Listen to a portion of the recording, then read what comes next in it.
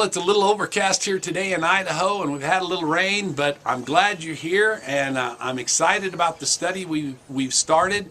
I'm Keith Brown. This is Tack Room Devotional, and our study comes from Psalm chapter 139. It says, "For you formed my inward parts, you covered me in my mother's womb. I will praise you, for I am fearfully and wonderfully made. Marvelous are your works." Now, we started this study to show that, God has done amazing work in us, in the creation of man. The Bible says in Romans chapter 1, it says you'll see God's attributes just by looking around, looking at creation itself. But I'm here to tell you, look within you. Look at the way this body functions and the way God formed it. And the Bible tells us that we're created in His likeness, in His image. But it doesn't stop there. It goes on to say, and what we're created for is to take dominion and have authority over this earth and to be fruitful and multiply. Well, today I'm going to take you someplace. Boy, I hope you're ready for this one. This is pretty exciting. It comes from, again, Psalm chapter 8. And it says this in verse 3. It says, "For when I consider your heavens, the work of your fingers, the moon and the stars which you have ordained, what is man that you are mindful of him, and the son of man that you visit him? For you have made him a little lower than the angels, and you have crowned him with glory and honor." Well, that is amazing, because they're talking about man. Why does God even take into account a man?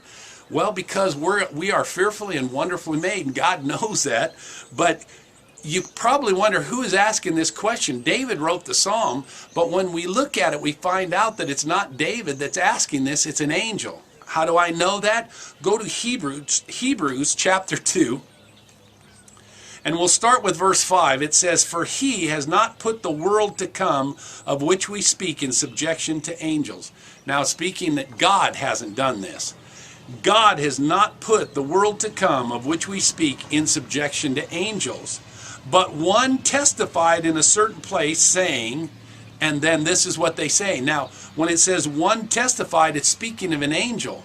It says one of these angels testified in a certain place, saying, "What is man that you are mindful of him, or the son of man that you take care of him?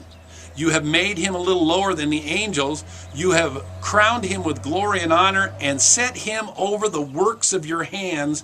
You have put all things in subjection under his feet." Now, when you look at that little part there is italicized, which tells us that the writer of Hebrews is quoting from Psalm chapter 8. But here's the amazing part. This is an angel asking God, why are you so mindful of man? See, the angels thought that the creation of them was pretty powerful. I'm sure they're aware of all heaven and all that. But here an angel is going, but God, what's so special about a man?